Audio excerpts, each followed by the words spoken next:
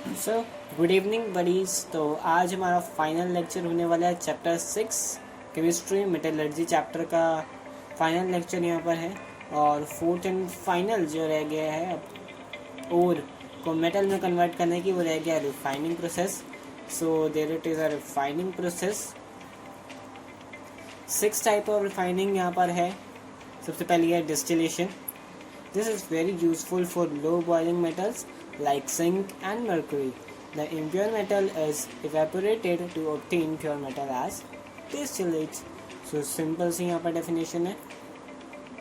जिनके low boiling points हैं like zinc and mercury, जो बॉइल हो जाते हैं आराम से, और जो इम्प्योर मेटल हैं वो एवपोरेट हो जाएंगे, और जो प्योर मेटल हैं वो हमें मिल जाएंगे। लिक्वेशन सेकंड प्रोसेस यहाँ आता है liquation. In this method a low melting metal like tin is made to flow on a sloping surface. In this, it is separated from higher melting impurities. Liquefy कर देते हैं दोनों को, और एक सरफेस पर, एक स्लैंटेड सरफेस पर उसको फ्लो करने के लिए छोड़ देते हैं। जो हाइयर डेंसिटी का मटेरियल होता है वो देर में फ्लो होगा, और जो लोअर डेंसिटी का मटेरियल है वो जल्दी फ्लो हो जाएगा। थर्ड टाइप आती है इसकी electrolytic refining. In this method the impure metal is made to act as a cathode. A strip of some metal in pure form is used at cathode. They are put in suitable electrode bath containing suitable salt of some metal. The more basic metal remain in solution and less basic go to anode mud. तो electrolytic refining यानी कि anode और cathode तो होंगे यहाँ पर। तो एक तरफ एनोड दूसरी तरफ कैथोड, दोनों का हम मिक्स करते हैं। जो एनोड मद होती है, जो लेस बेसिसिटी और एसिडिटी के ऊपर ये बिहेव करता है, जो लेस बेसिक होते हैं वो एनोड के नीचे चले जाते हैं, उनको एनोड मड कहा जाता है। और जो मोर बेसिक होते हैं वो कैथोड की तरफ अट्रैक्ट होने शुरू हो जाते हैं। फोर्थ टाइप है इसकी zone refining.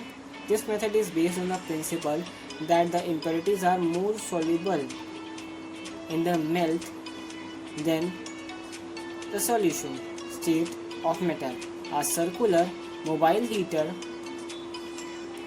or fitted at one end of the rod of impure metal, the molten state moves along with the heater, which is moved forward. As the heater moves forward, the pure metal crystallizes out of the melt and the impurities pass on the adjacent molten zone. तो zone refining का मतलब यहाँ पर दो Jones होते हैं। अब एक हीटिंग जोन होता है, उसको हीट करते रहते हैं। उस ओर को जो हमें फाइनली मिली है, क्रूड मेटल मिला है, उसको हम हीट करते हैं। जो मेटल होता है प्योर मेटल वो क्रिस्टलाइज हो जाता है, और मेल्ट के ज़रिए जो मेल्ट होती है वहाँ पे, उस मेल्ट के ज़रिए बाहर आ जाता है, और इम्प्योरिटीज जो है एडजेसेंट साइड चले जाते हैं वोल्टेज जोन के। The process is repeated several time and the heater is moved in same direction. At one end impurities goes get concentrated, this end is cut off. जब concentrated हो जाती हैं तो उस एंड को काट के अलग कर देते हैं और इम्प्योरिटीज अलग हो जाती हैं। फिफ्थ आता है इसका vapour face refining. Vapour face refining, in this method the metal is converted into its volatile compound and collected elsewhere. It is then decomposed to give pure metal. दो requirements होती हैं इसकी वेपर फेस रिफाइनिंग की। Metal should be from a volatile compound with an available reagent.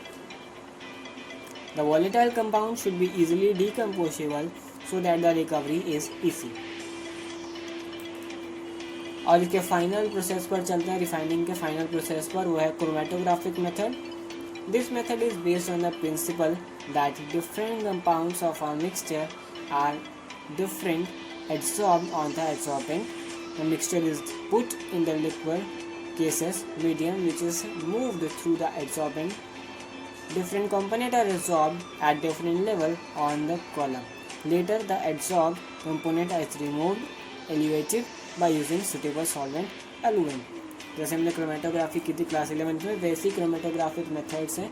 जो एक tube लेते थे हम और उस ट्यूब में अलग अलग साइड्स पे अलग अलग कलर की स्पॉट्स रह जाते थे, वैसे ही इस क्रोमेटोग्राफी मेथड में अलग अलग जोन्स पर अलग अलग सुटेबल सॉल्वेंट्स के जो हैं ट्रेसेस रह जाते हैं। सो इसी के साथ यहाँ पर जो हमें इस चैप्टर में पढ़ना था वो हम पढ़ चुके हैं। तो इस चैप्टर में इससे आगे कुछ नहीं है। तो this chapter is now over and we will start p block elements from Monday onwards. और thank you so much for watching my video and have a good day.